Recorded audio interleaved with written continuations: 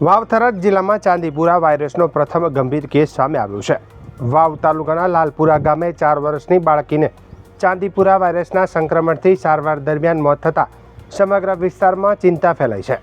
ઘટનાની જાણ થતાં જ આરોગ્ય વિભાગ પણ હરકતમાં આવ્યું છે અને શું છે સમગ્ર ઘટના જોઈએ આ અહેવાલમાં।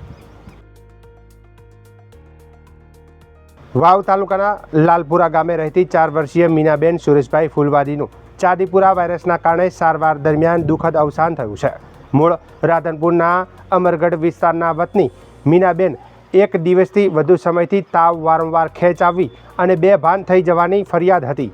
બાળકીની તબિયત વધુ બગડતા તેને 29 જુલાઈના રોજ સવારે ધારપુર સિવિલ હોસ્પિટલમાં દાખલ કરવામાં આવી હતી। હોસ્પિટલમાં કરવામાં આવેલા પરીક્ષણ દરમિયાન બાળકીનો ચાંદીપુરા વાયરસનો રિપોર્ટ પોઝિટિવ આવ્યો હતો। જોકે ડૉક્ટરોની સઘન સારવાર છતાં બાળકીનો જીવ બચાવી શકાયો નહોતો। ઘટનાની જાણ થતાં જ વાવ તાલુકા આરોગ્ય વિભાગની ટીમ તાત્કાલિક લાલપુરા ગામે પહોંચી હતી। આરોગ્ય અધિકારીઓએ ગામની મુલાકાત લઈને પરિસ્થિતિની સમીક્ષા કરી હતી તેમજ અસરગ્રસ્ત વિસ્તારમાં પાવડરનો છંટકાવ સહિત જરૂરી તકેદારીના પગલાં હાથ ધરવામાં આવ્યા હતા। આરોગ્ય વિભાગ દ્વારા ગ્રામજનોને અપીલ કરવામાં આવી છે કે બાળકોમાં તાવ, ઉલટી, ખેંચ આવવી અથવા બેભાન થવા જેવા લક્ષણો દેખાય તો વિલંબ કર્યા વગર તાત્કાલિક આરોગ્ય કેન્દ્ર અથવા હોસ્પિટલનો સંપર્ક કરવો।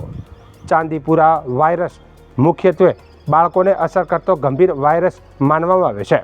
આ વાયરસથી તાવ, માથાનો દુખાવો, ઉલટી, ખેંચ આવવી અને મગજ પર ગંભીર અસર થવાની શક્યતા રહે છે। નિષ્ણાતોના જણાવ્યા મુજબ સમયસર સારવાર અને સાવચેતીથી જોખમ ઘટાડી શકાય છે। લાલપુરા ગામે મીનાબેન ફૂલવાદી નામની એક બાળકીનું મૃત્યુ થયેલ છે, જે શંકાસ્પદ ચાંદીપુરા તરીકે અમારા ધ્યાનમાં આવેલ છે।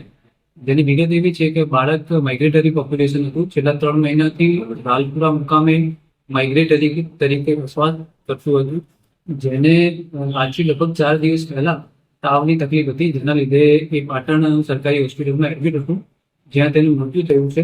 અત્યારે આપણે ગુજરાતમાં ચાંદીપુરાના ઘણા કેસો જોવા મળી રહ્યા છે। તેની અંતર્ગત આપણા માધ્યમથી પત્રકાર મિત્રોને તેમજ લોકોને એટલી ચોક્કસપણે અમારી અરજ રહેશે કે ચાંદીપુરા વાયરસ એ સેન્ટ ફ્લાય નામની ઝીણી માખીથી થાય છે। આ માખી સામાન્ય મચ્છર કરતાં લગભગ 4 ગણી નાની હોય છે અને તેના કરડવાથી સેન્ટ ફ્લાય ફેલાય અને સેન્ટ ફ્લાય થતો હોય છે। મોટાભાગે નાના બાળકોમાં, 15 વર્ષથી નાના બાળકોમાં રોગ જોવા મળે છે। રોગમાં સૌથી મોટી સમસ્યા એ છે કે તેનું ફેટાલિટી રેશિયો લગભગ 30 થી 40% છે।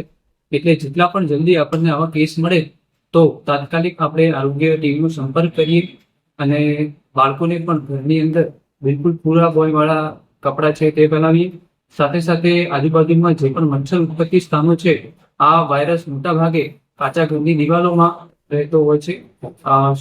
સેન્ટ ફ્લાય જે આપણે આની માખી છે તે મોટા ભાગે કાચા ઘરની દિવાલોમાં તેમજ લીંપણવાળા ઘરોમાં તેમજ જાડી ઝાંખરા ટાઈપના વિસ્તારમાં વધુ રહેતો હોય છે। એટલે આપણા આજુબાજુના જે પણ આ પ્રકારના ઘરો છે તેમાં લીંપણો આપણે પુરાવીએ તેમજ બાળકોને પૂરા કપડાં પહેરાવીએ, જેથી કરીને બાળકોને કરડે નહીં અને આની સાવચેતી જ આનો એક મોટો બચાવ હોય। લાલપુરા ગામમાં ચાંદીપુરા વાયરસનો કેસ સામે આવ્યા બાદ આરોગ્ય વિભાગ એલર્ટ મોડમાં આવ્યું છે।